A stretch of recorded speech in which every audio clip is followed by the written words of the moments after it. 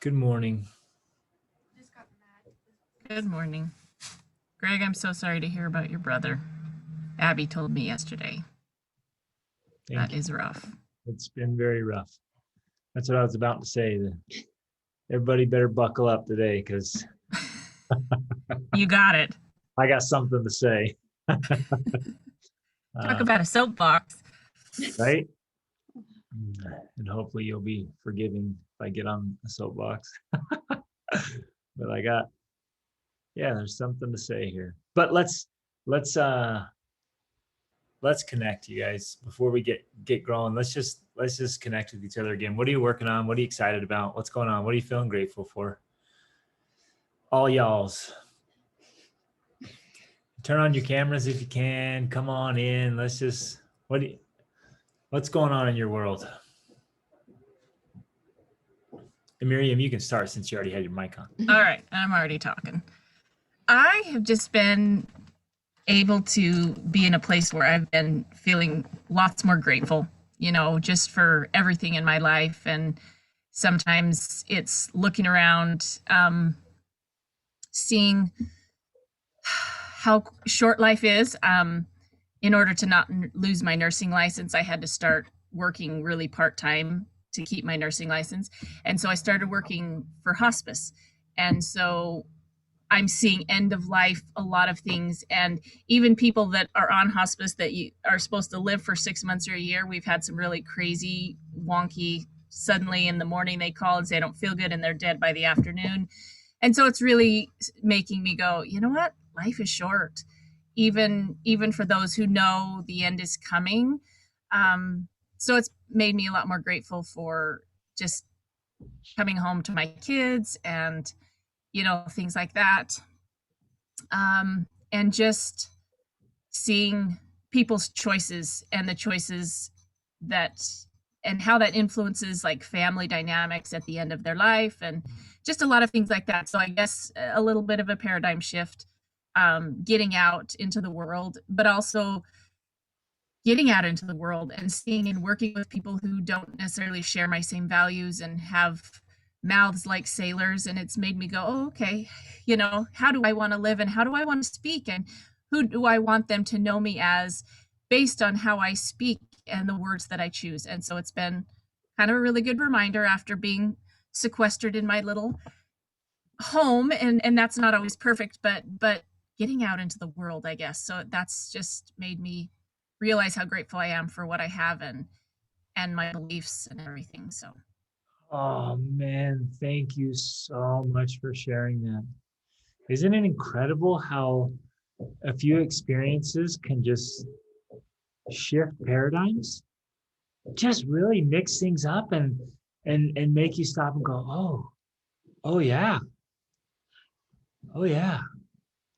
And I know a lot of you are just very family focused, and even some of you do like home education, and really your home is the center of your world, which is a beautiful thing. But you're right, like sometimes it can become a little too narrow, or even if it's not narrow, it's great. You lose touch sometimes. You take your hands off other things, and it's so important to go out and get that reminder of like, oh yeah, like there's so many different ways to do life. Many of them are wonderful, and some of them are just downright terrible. And to see it all, and to be reminded of what matters. And we're going to talk more about that today. Obviously, this is on my mind this week, of how just the reality of our mortality is real, very, very real. Whoa. So man, thanks for sharing that. Like, if any of you, there's an essay called it's actually a book, but the essay is fantastic. The essay nails it. It's an article even. It's called The Top 5 Regrets of the Dying. Please, please, please go read that. And if you haven't read it for a while, reread it. It is worth rereading. Just go through that carefully. And there's something about a deathbed perspective. And that's what you were sharing there. And you're seeing that a lot.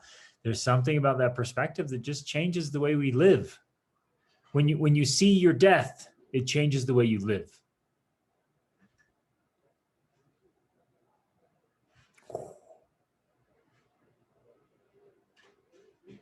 changes the way you live. We're going to talk about that today. Thanks. Thank you for, we've gotten a lot of nice notes and comments, and thanks, Emily. Appreciate it. And glad your kids were there. And it was so for those of you who don't know, well, some of you may not know, my little brother, my youngest brother, he died Sunday or Monday, probably. And I thought it was like Saturday or Sunday. We don't know. Did we find out on Saturday? We found out Monday morning. Oh, We found out Monday morning. And he had a problem with drugs. It's most likely a drug overdose that took his life. And man, there's so much pain and so many questions and so many things wrapped up in all of that. In death, you never expect to outlive your younger siblings, right? And then the pain of the drugs and poor decisions, and the pain of, well, so I'm saying you better buckle up today. I've got some things to say that I'm feeling, right? And I'm shedding some very painful tears. And it just kind of happens. It comes and goes. Happened right in class yesterday while I was sharing some thoughts with the youth and looking at pictures of my brother when he was a little guy, and how impactful that is. And then there's been surges of anger. Whoa, anger at drugs and addiction itself, and the destructive forces of stupidities. You with me? I know you know this stuff. I was blown away. Both Rachel and I were just absolutely blown away by how many people could relate and were sharing, oh yeah, I lost my brother too. That was the most common comment. I lost my brother too. Brother, but... No, but it was brother. I went through and read more. It was brother. I'm like, holy cow. Wow. And brother-in-law and family member, and then my dad and these other things, right? And there was so much pain and so much frustration and so much wasted life. That's what gets me. That's what gets me. Ooh, it gets me. So much wasted life. And the compounding effect of decision stacking. If you guys are taking notes, you have something to jot down today, I want you to all write down that idea, and I want you to think about it. That's worth spending a lifetime considering. But spend some time with it today and this week, and talk to your children about it, your spouses. There's something unbelievable about this concept of decision stacking. That we're either stacking decisions in our favor, or we're stacking decisions against ourselves. And when somebody makes those choices and decisions, and it leads them down a path, right? When we choose our path, we have chosen our destination. Let that hit home. When you choose your path, you've chosen your destination. When you pick up one side of the stick, you are moving that other side, like it or not. And sometimes we think like there's no consequences. Sometimes we kid ourselves. We tell ourselves these stories that we can get away with stuff. But none of us ever gets away with anything. Even if other people don't find out, we know. And that's the most important thing. None of us gets away with anything. And every choice has its impact. Every choice has its consequence. And the reality check for all of us, you guys, is that we're going through life right now, and we're doing decisions. Again, aware of it or not, conscious of it or not, we're all stacking decisions right now. All of us. And our kids are, and our family is, and our friends are. And I think, man, I'm feeling this right now with my brother's death. I just keep thinking, if I knew last week what I know this week, I would have done last week even better. And I don't have regrets. Like, just randomly on Thursday night, I just picked up my phone and sent my brother a quick message and said, "Hey, I love you, brother. How's everything going?"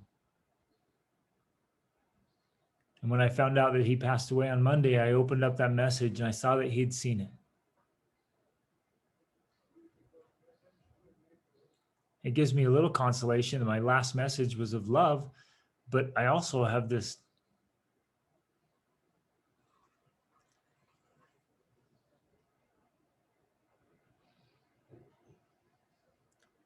conviction that there's more to do.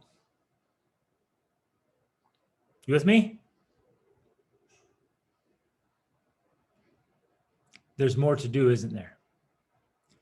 And I feel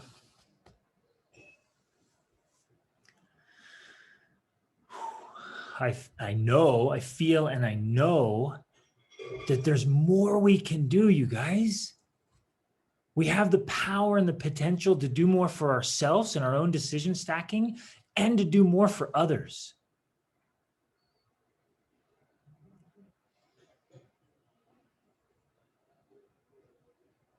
And I want all of you to learn from my experience and the pain I'm feeling right now and the thoughts I'm having right now, so you don't have to go through this. I want to pass on this experience here of losing someone you love unexpectedly, to say, hey, let's all use this as a chance to live more, to live better, to shine brighter.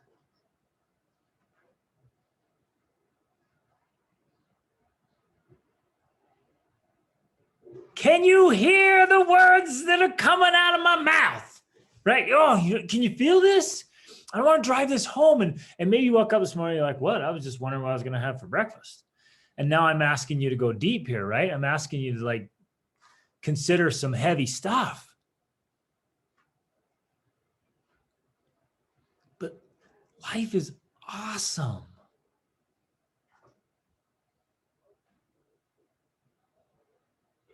Ooh. In the comments here, it's my last message to my brother who passed away unexpectedly young was one I regret. That's a great reminder, right? And not that we go through life, on one side, it's not like you go through life like expecting people to die all the time. Or, I was having a conversation with one of my coaching clients this morning. It's like, it seems so cliche to, live like it was your last day or treat everyone like it's their last day. It seems so cliche until it's real. And then all of a sudden, it's not so cliche anymore, is it? When the finality of it all strikes you, you realize none of us can afford to waste away our lives.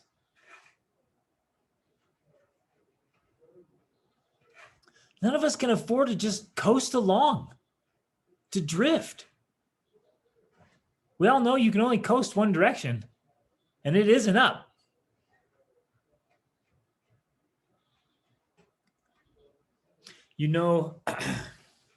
Exactly, Emily. Yeah, it's hitting hard because you get one shot. You only get one shot. And life is here for the taking. Like we all are standing in front of a massive buffet. I know some of us play the victim sometimes, or we think, oh, this is the lot I was handed. I can't do anything about it. This is terrible. It's just not true. It's just not true. We're all standing in front of this amazing buffet of opportunities and awesome sauce. You can just fill your bowl full of awesome sauce if you will, but you have to do it day in and day out through habit stacking and decision stacking and owning your life. And if we sit around like, oh, I think I'll eat some junk food today and then watch a little Netflix and call it a day. Kind of sorry, not sorry if I'm rattling your cage today. Because, man, I'm feeling it. And what I want to add, I guess, is I think that for some people, especially because everything starts with the decision. Now, sometimes we are directly affected by the decisions of, say, our parents and their parents. That's real. So some of us, you know, we start off on a rough go. And then if we make decisions, this decision stacking that he's talking about, that lead to more challenges and more problems, and especially if that leads to getting into addiction, it's a disadvantage. It really is. It makes it harder. Life's already challenging. It's already challenging enough to choose wisely from that buffet. But if we add addiction, and if we add, you know, all these other things, it makes it way harder.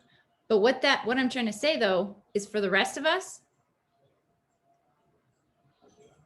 I think that gives us more responsibility. We have more responsibility to make the most of ourselves so that we can be a light.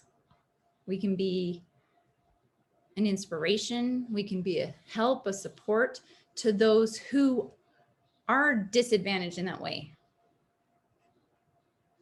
I don't know how else to word it, but it feels to me, his brother's death means I have more responsibility to be more of a light, because I feel more advantaged. I feel more privileged. I'm not trapped in addiction, right? I'm not continually making choices that are limiting my options. So as a natural consequence of that, noblesse oblige, like I am obligated to be a light. Can I jump in and say some stuff too? Mhm. So like many other people, my brother also passed away several years ago. I guess it's been a while now. It always seems like it was really soon. He was 23 and was in a motorcycle accident. And what's interesting is my wife and I were still fairly newly married, and we're going down to visit my grandfather one day. And we liked listening to audiobooks. And we had picked out, what's the name of it? Oh man. Anyway, it was a book about someone dying. And I didn't realize that's what it was about, and Sarah didn't realize either. And we're just going along listening to it, and then all of a sudden this main character died, and we're like, whoa, what in the world? And so from that, we were thinking a lot about death, and through this novel, we were, you know, thinking about just what it means to be alive and how to make a difference. And then after we got home from that trip, that's when we got the call that my brother had died that day. And so it was like, for us, we felt like that was a tender mercy that God had prepared us. He knew what we were going to go through, and he had sort of prepared us for that. So that was good. And then to bring it back to the present of what's going good in my life right now, I feel like I am really trying and succeeding slowly to reestablish a belief in myself. I lost that about 10 years ago. And I've just been listening over and over to The Magic of Believing. Yes. And that's just been slowly working its way through me to the point where I'm not completely back to where I was, but I'm starting to feel like, yeah, maybe life can actually be okay, and the universe can work behind the scenes and help me, and maybe I can actually work on stuff that I care about and have it help other people, which I haven't felt like that for a long, long time. So that's been really awesome. So that's kind of where I am. Thank you for sharing both of those perspectives, brother. That's super powerful. What a great reminder. Mhm. Many of you know I talk about all the time how much I love the book Les Miserables by Victor Hugo. And I love it so much because it's a book of hope and of transformation in those who are miserable, right? There's so much suffering, so much needless suffering, and yet there's hope. And the Bishop Muriel, he of course, you guys, many of you know the story, right? Where his act of generosity and kindness is what has this major impact on Jean Valjean that creates the transformation, right? And then Victor Hugo puts this line in there that's so profound and so powerful. He just says, anyone with lesser light than the bishop would have failed to reach someone who is in so much darkness.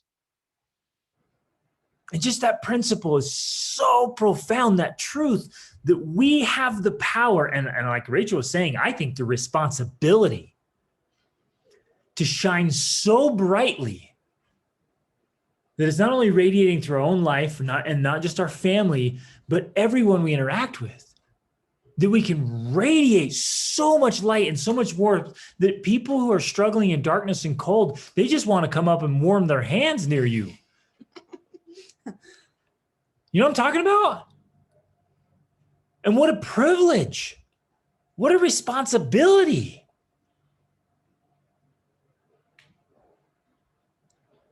Well, like came in here in the comments, right?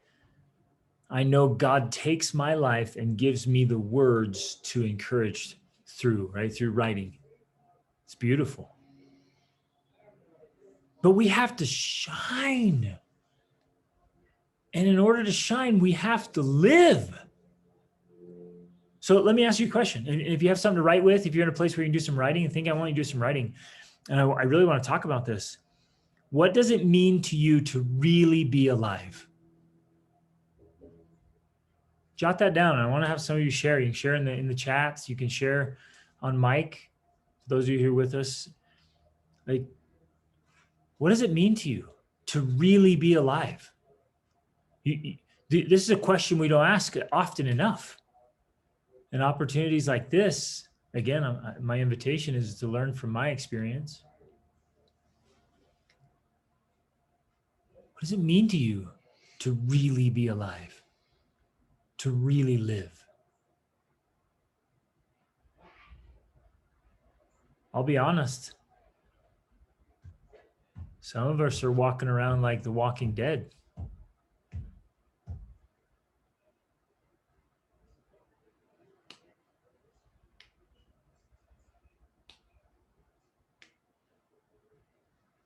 Well, not just Walking Dead, but I think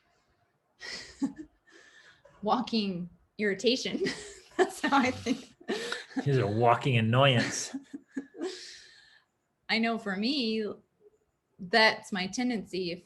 If I, to go to when I go to the negative side, it's irritation, frustration, annoyance, even something like this,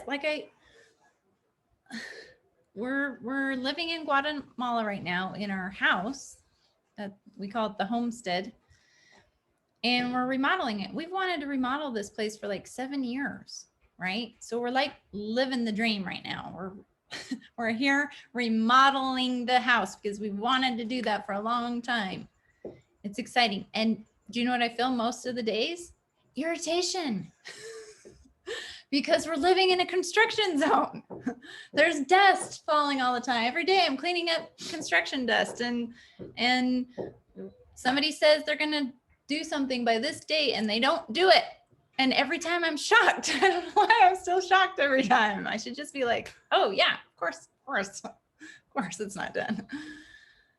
So I think that's part of the challenge is that, yes, I'm alive, I'm living, but is that really living like the way I want to live? No, I should be every day excited. And I am. I realized this in the first few weeks, and I was like, okay, this isn't going to work. I need to be grateful. I need to be excited. I need to be saying, oh yeah, of course there's going to be dust to clean up every day. Oh, of course there's going to be, people not following through, because one thing, it's a different culture. So there's things I don't understand.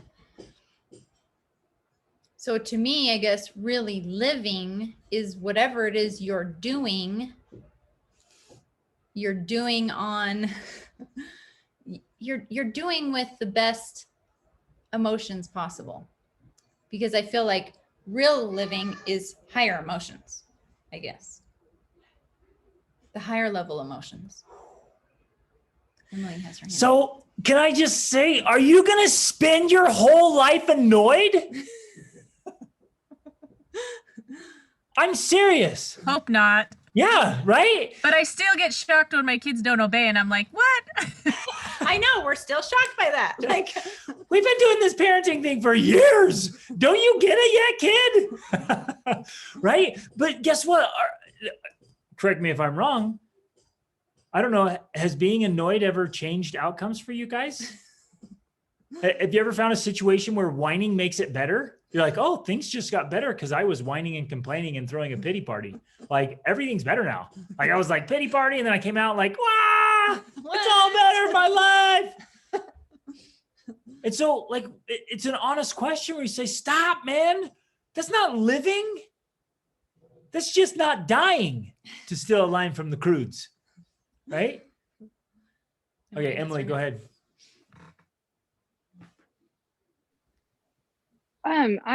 I was listening to a podcast this week about nothing related to what I was thinking it was going to be about. It was more about investing in different things like that. But the person said a line that just really hit me. And he said he felt like the real purpose of life, and I don't think this person was religious or anything, but he said he felt like the real purpose of life was choice, was to be able to master choice.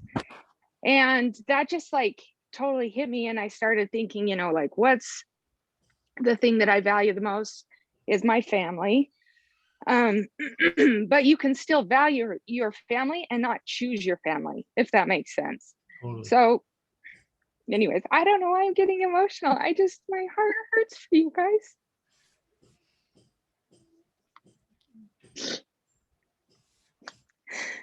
Sorry, but it's just kind of made me totally reevaluate everything that I'm doing. Like, what's the choice?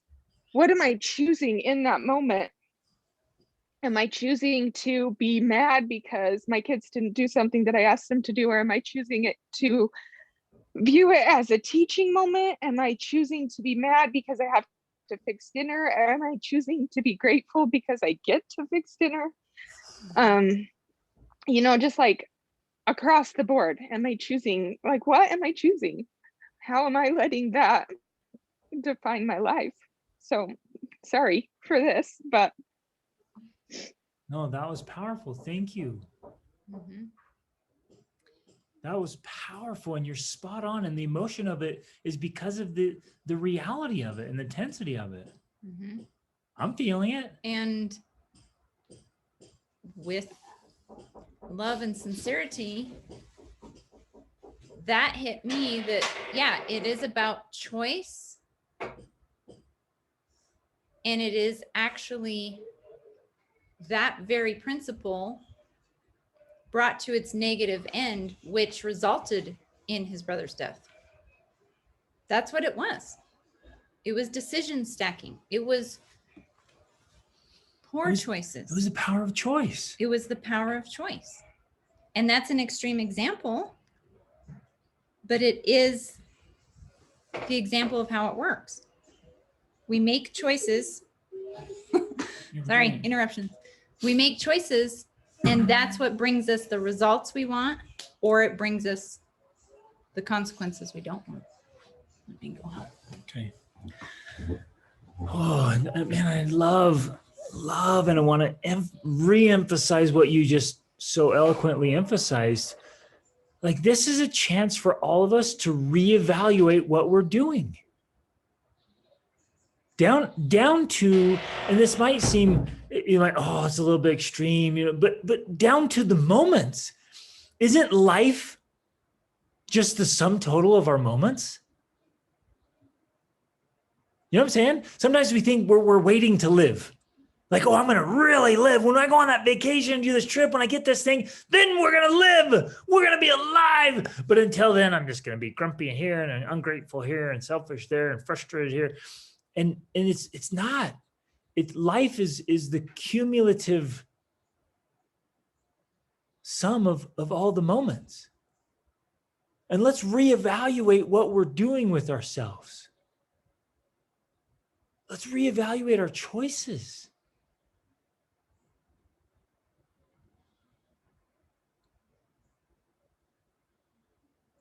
Live, man. Live. Okay, some great comments coming in here. So Mallory says, in hindsight, the choices I thought were inconsequential were more extreme. Aren't all choices potential extremes? That Jeez. that is Great insight, right? Aren't all those And- choices here? And I was talking about this with the youth yesterday because it just hit me so powerfully. If two airplanes leave Hawaii and they're 1 degree off course, just 1 degree, it's a tiny little choice. By the time they get to the eastern coast of the United States, one could be in southern Florida and the other one in upstate New York.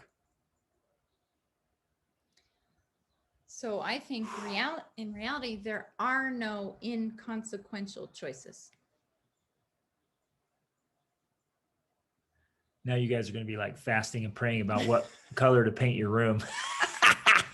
Not that, but how you feel, how you choose to engage. Like Emily, you said, like we can choose our families without really choosing our families. You can be Value there without choosing. Yeah, you can value without choosing. You can be there and not really be there, right? The lights are on, but no one's home. Or you're physically present, but you're mentally and emotionally gone. And it's those little choices. Those are the ones on which life will pivot. And I love this wording that all choices are potential extremes.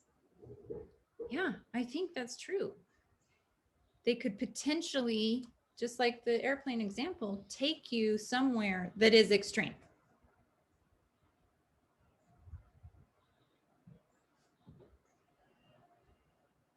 So obviously, two of the main takeaways here are the choices that you and I are making for ourselves and for our families, and the potential we have to help influence others' choices. Let's read some of these things. So I know some people are still joining us. And earlier I asked, what does it mean to really live? What does it mean to you to be alive? And so I got to hit some of this stuff because it's so good. It's living, it's exploring, it's learning, it's growing mentally. It's putting joy and love above all. Jot that down, my friends. When you prioritize joy, when you make love the most important thing, will that not transform your life and the way you engage with life and others? Mm-hmm. That's huge.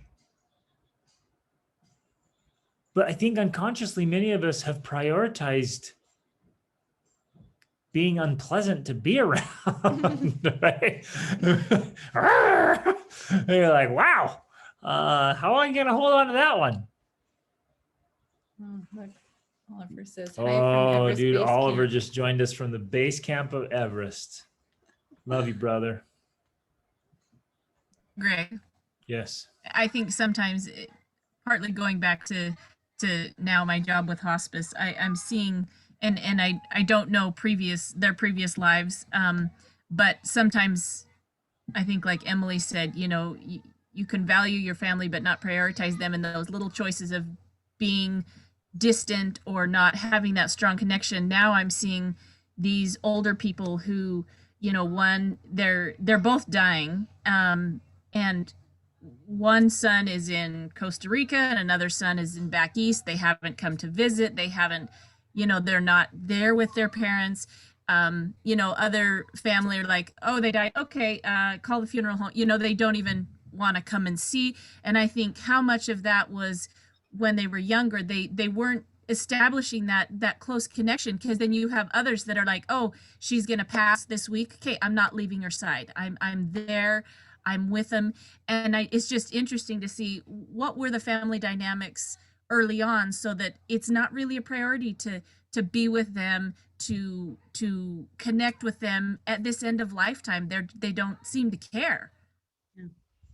Huge takeaway, right? And it's built around family culture and dynamics when we're little, when the kids are little. So some of us right now, we might discount this. We might just be like, the kids are little, I'll really work on that when they start getting older and stuff. And no, man, it doesn't work like that. Because you're establishing a culture, establishing dynamics, you're establishing the way things are going to be for you. Mhm. The little decisions matter. They are stacking. Mhm. Every day our choices are stacking for us or against us. Oh, man, let's keep going here.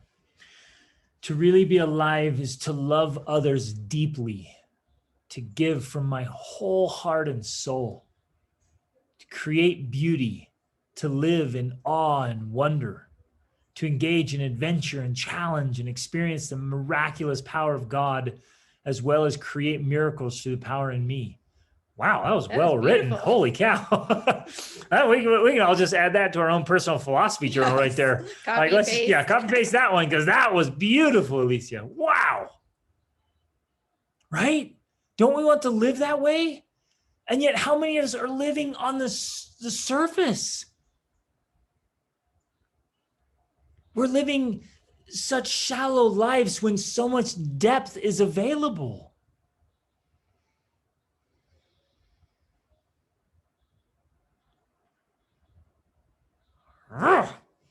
Okay, somebody else wrote, one of our family verses is Daniel 12:3. Open quote. Men and women who have lived wisely and well will shine brilliantly, like the cloudless, star-strewn night skies. Those who put others on the right path to life will glow like stars forever. Wow. Woo! See the poetry there? See the imagery, the beauty of shining and making a difference? Because we choose to live well. You can't not shine and radiate when you choose to live well.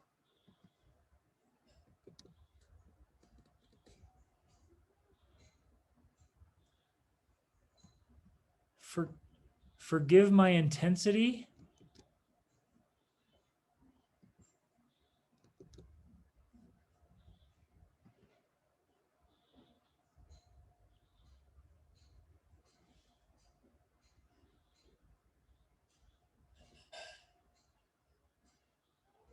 If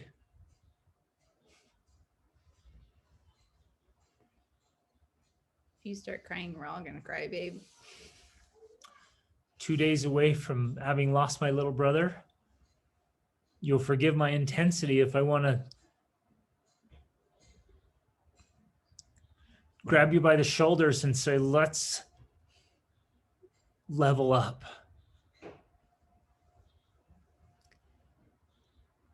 Let's live better lives. Let's live on such an incredible level that we shine with impact and love, that we just go around sprinkling awesome sauce everywhere we go.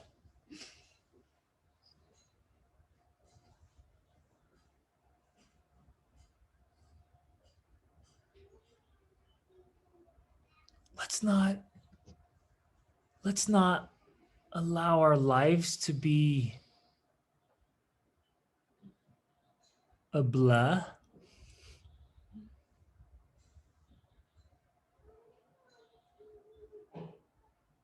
Who gets this?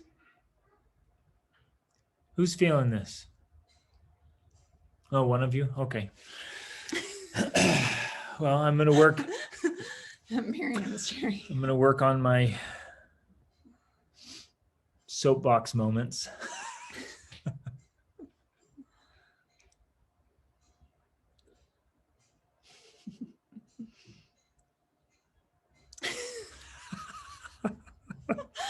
She said, obviously me over here in the fetal position bawling. I'm feeling this. We're all sitting in an upright fetal position saying, oh, this is so real and so heavy. And I get it. And I don't mean, this is not meant to be a rain cloud, my friends, but anybody ever had like kind of a figurative slap in the face that then helped you lift up your head and look at the sunshine? This is what this is. It was a punch in the gut that after you get back up, you look up and you notice things you weren't noticing. And you do things you weren't doing. And you know you should have been doing them. And all of a sudden your excuses seem really pathetic. You know what I'm saying?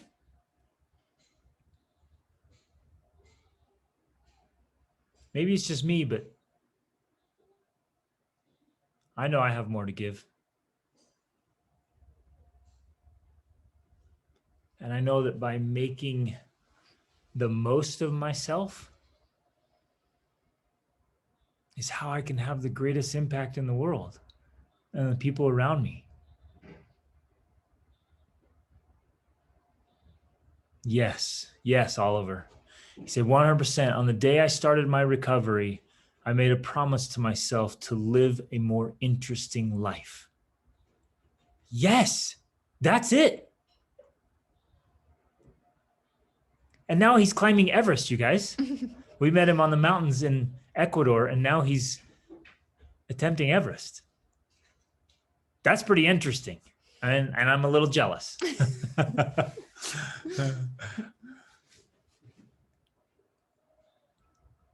And well, I just want to add this really quick because sometimes I think we feel like living an interesting life is in some way selfish. And we're like, who are we, to be so interesting?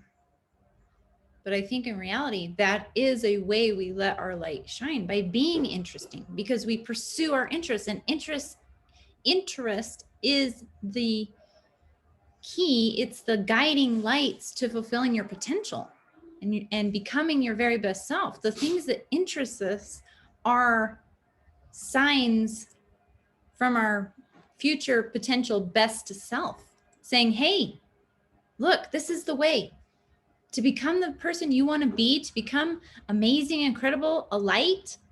Follow these things that interest you. And that's going to lead you there. That call to you, that even intimidate you. Mm-hmm. Especially that intimidate you, I think.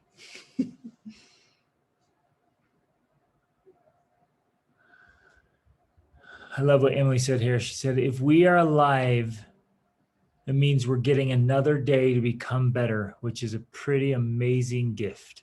Mm-hmm. If you're alive today, and you are because you're here, it's because you've been given another chance. And some of you I know are dealing with some serious regret and remorse, some seriously painful stuff, mistakes, failures, heartache, pain, some difficulties, some challenges, maybe some addictions, maybe some vices, some demons that you've been wrestling with. Today's your shot. Today's your chance to take another step in the right direction. Today is an opportunity to shine.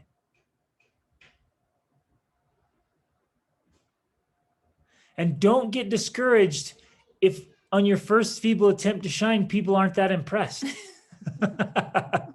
Right? Sometimes you're like, that's it. I'm shining today. And people were like, you're kind of acting weird. What's up?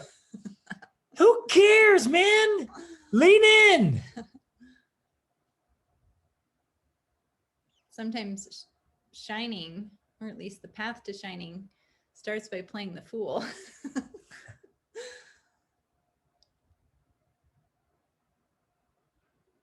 Yeah. Somebody said it in the comments, saying needed that reminder of facing and chasing what intimidates you. Mhm. So to not waste this conversation and not waste the power of this moment, I want to ask you, what do you want to do differently? Learning from my experience.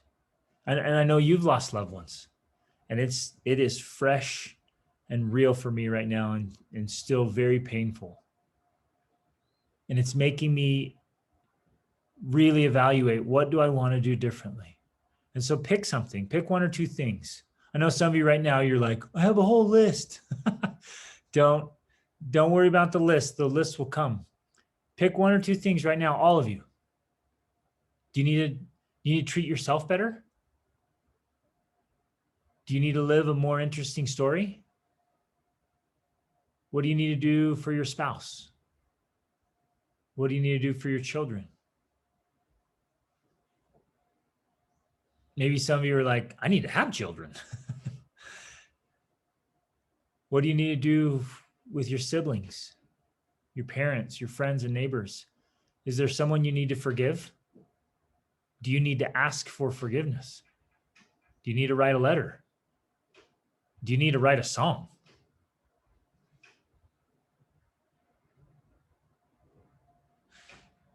Emily says, I want to be more like Oliver and live a more interesting life, including being more interested in others' lives. Yes. Yes.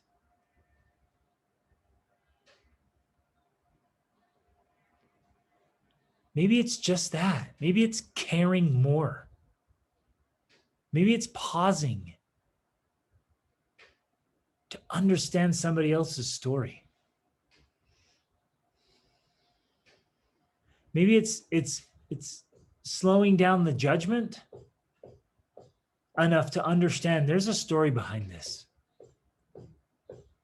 And if I understood the story, I'd understand the person.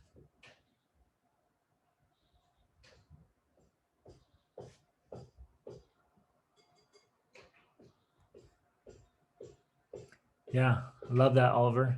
Doors do open eternally in the universe. Every day is another door. But you know what gets me?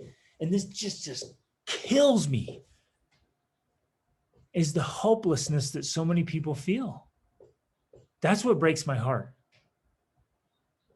Wow. And when I was living out on my own as a teenager, I was surrounded by hopelessness. I was drowning in hopelessness, and so were all the other people that were there. And if I can share, I know that that's been one of the hardest things for you with your brother, is knowing the hopelessness he's felt for so long up until his death. Knowing that he's just been suffering and hurting and living in hopelessness. And That is heartbreaking. that's heartbreaking. Knowing what's available, knowing what's possible, how good life can be, and then also having seen myself and knowing what the hopelessness is like, that hurts. The gap between hopelessness and happiness, that's what hurts. And I, for me at least, I can't speak for others, but for me at least, that is a privilege and a responsibility that I have to shorten that gap and show people the way and offer bridges across that chasm that's separating people from what's possible. Whoa. Okay, what are you gonna do? What are you gonna do? More self-discipline to implement the changes and good habits that I want in my life. Yes. Well, and I'm going to add, let's get into a little bit of coaching here. Sometimes it's not just about self-discipline. We think, oh, if I just have more discipline, then I could do the things I want and need to do. But really, if you read a book like Atomic Habits, it's not about discipline. People who achieve the success they want in their life actually establish systems that help them to succeed, while people who don't have systems that are sabotaging their success. And I would say, I think this is true in the case of addiction too. Ultimately, it comes down to having a system around you that is sabotaging your success. You want to make good choices. You want to do different things, but your environment, your network, all of that is supporting failure. So it's not just about having self-discipline. Self-discipline, like they've done a bunch of research on it. Willpower and self-discipline, it's a renewable resource. So you actually can run out of it. Like you have more willpower and discipline in the morning than you do at night. It's just how it works. It's exhaustible. You use it up. Yeah, it's like gas in your car. You use it up. So you have to be able to refill it. But if you want to maintain success, you actually have to create systems that support your success. So some of rather you, than relying on your discipline. some of you are getting to the end of the day every day and you're just spent. You're empty. You're exhausted. You're done. And you're like, every night. I'm trying to discipline myself right now and it's not working. I'm disciplining myself to not eat donuts, but it's not working. Well, the system in that case would you just don't have the donuts. Then it doesn't matter how much discipline you have or don't have at night. You don't eat the donuts because there are no donuts, right? So that was a little coaching. Okay, let's keep going. This is so good, you guys. Keep them coming. There's one more up above.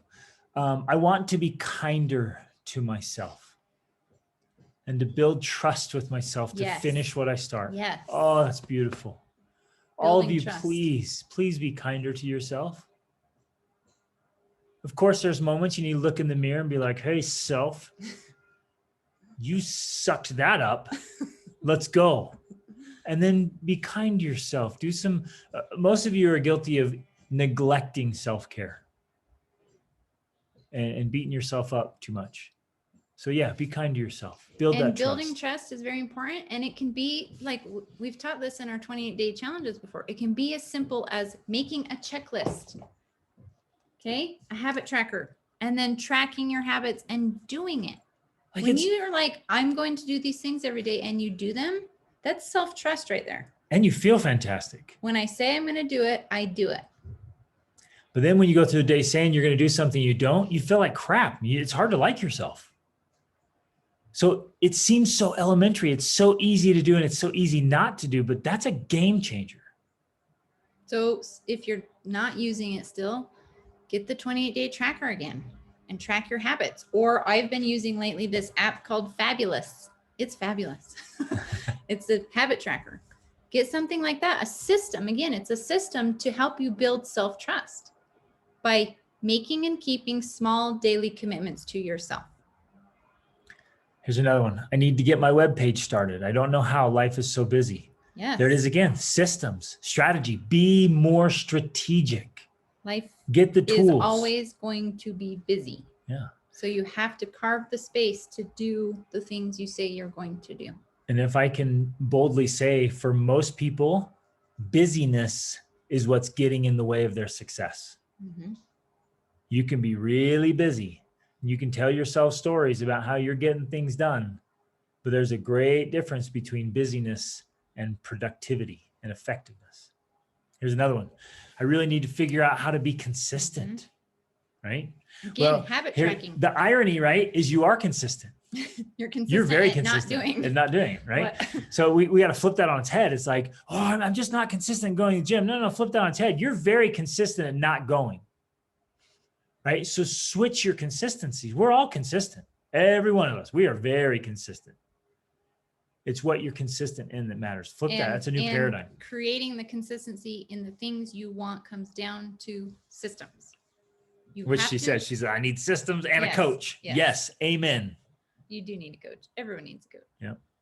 Here's some other ones. I want to focus more on joy, expressing love and enthusiasm for life. I want to listen better, not be so focused on proving to myself that I'm okay and trying to prove to others that we're okay. Some of us are in this constant battle of trying to prove something. Just be your best, really be alive. Well, and the interesting irony is when we work on building self-trust, building consistency, we like ourselves more and we actually become better. So then we don't have to prove to ourselves that we're okay because we feel good about ourselves and other people see it.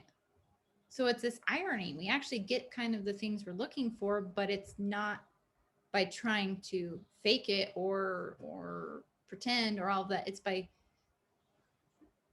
creating the systems, creating the consistency. It's by doing what we say we're going to do. It's by It's becoming so that simple. person that we're like, yeah, I have confidence in myself because I know I'll do the things I say I'm going to do. I know that I'm on the path that's leading me where I want to go. And that feels good. Greg loves to tell his coaching clients all the time that, I don't even remember the wording you say, but it's basically like succeeding feels really good. Yeah. So when we can set ourselves up, we can set up the systems for succeeding, that feels really good. Wow.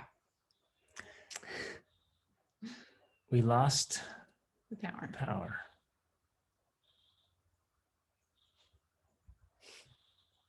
And I think we're back.